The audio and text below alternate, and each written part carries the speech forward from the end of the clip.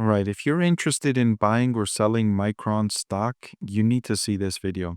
There are several things about the company's performance in the most recent quarter, and the forecasts about the upcoming quarter and the upcoming few years are something that you need to analyze, you need to digest before you make the decision on buying or selling this stock. Of course, I'm not saying that this video is going to have everything you need to know about the company before you buy or sell, but at the very least, I think these are things you should know before you make that decision. I want to thank the Motley Fool for sponsoring this video. Visit fool.com/parkev for the 10 best stocks to buy now. Right, so one thing to know about Micron and its prospects is the company expects calendar year 2025 industry DRAM demand growth to be in the high teens percentage, right? So that means they expect growth in this segment to be 17%, 18%, or 19% year over year. That's what they mean by high teens. And then for their other segment, which is roughly one fourth of their overall business, storage, right? Their business is three-fourths DRAM and one-fourth storage, rough estimates. They expect storage bit demand growth to be in the low double digit percentages. So low double digit meaning 11%, 12%, or 13% year over year growth.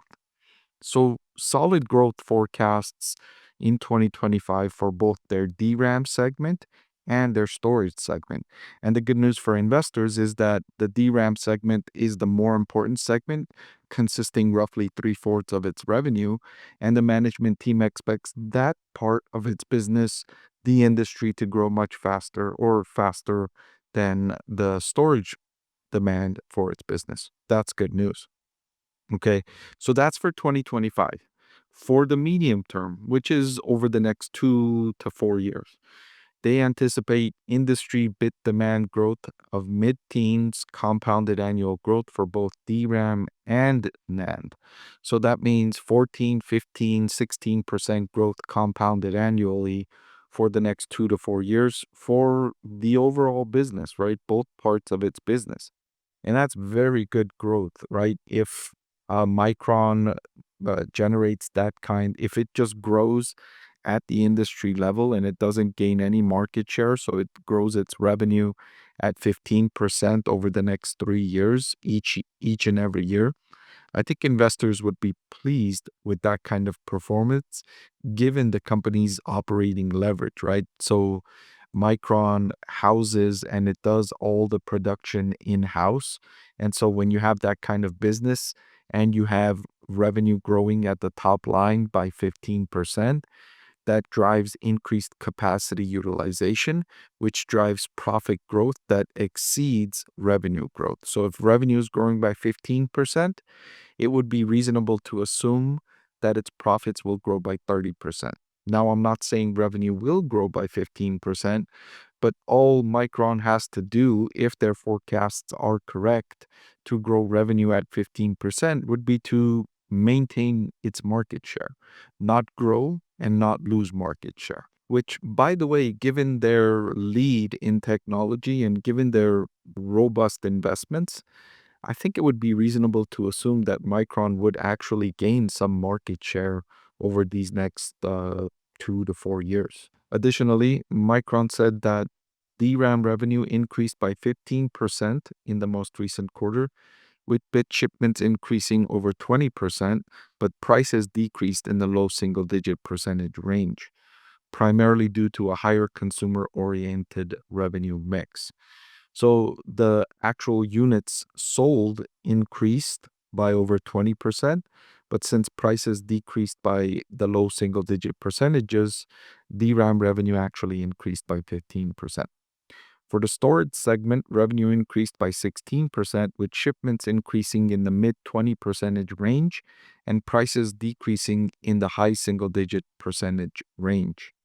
For the storage segment, for the NAND segment, I think it's reasonable to assume that you will see continuing price decreases, year over year percentage price decreases.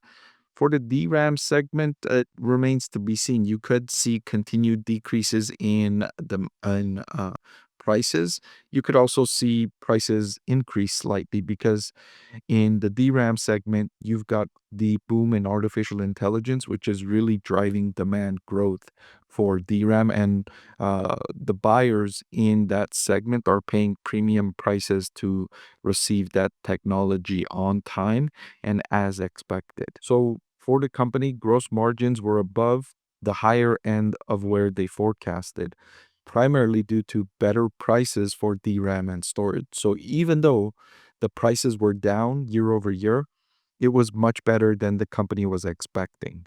And so gross profit margins came in better than expected. The company generated operating income of 2.5 billion in their fiscal third quarter, resulting in an operating profit margin of 26.8%, which was up 190 basis points from the previous quarter and 13 percentage points year over year. So 190 basis points is 1.9 percentage points. So in the previous quarter, you deduct 1.9%. That's where the company reported its operating profit margin. So 24.9%, if I'm calculating my math on the top of my head correctly there. And then 13 percentage points is the operating profit margin was 13.8% in the same quarter last year. So you add 13 percentage points to that is how you arrive at an operating profit margin of 26.8%. So, as I mentioned earlier, the company's revenue is increasing. And because they do all the manufacturing in house, when revenue is increasing like that, it likely means the company is utilizing a higher percentage of its capacity, which leads to higher profit margins, right? So, think of it like a restaurant. You're already paying rent for your location and you have 15 tables, and one year, last year, let's say you're comparing where you were filling up on average 7 tables every night, and this year you're filling up 12 tables, right? So you're using up more of your existing location. You're already paying rent, so you're not having a higher rent expense. You're not paying more in air conditioning. You're not paying more in electricity. You're paying more for your food that you're serving, but a lot of your other costs remain fixed. And so when your revenue increases, with most of your costs staying fixed, you generate higher profit margins, which is what's happening with Micron right now as its revenue is increasing. Its fixed costs are leveraging better, and so it's generating better operating profit margin. And the company expects this to continue going forward because they're forecasting continued increases in revenue, both for this next quarter and for the next few years. So these are things that if you're thinking about Micron stock, you should know about.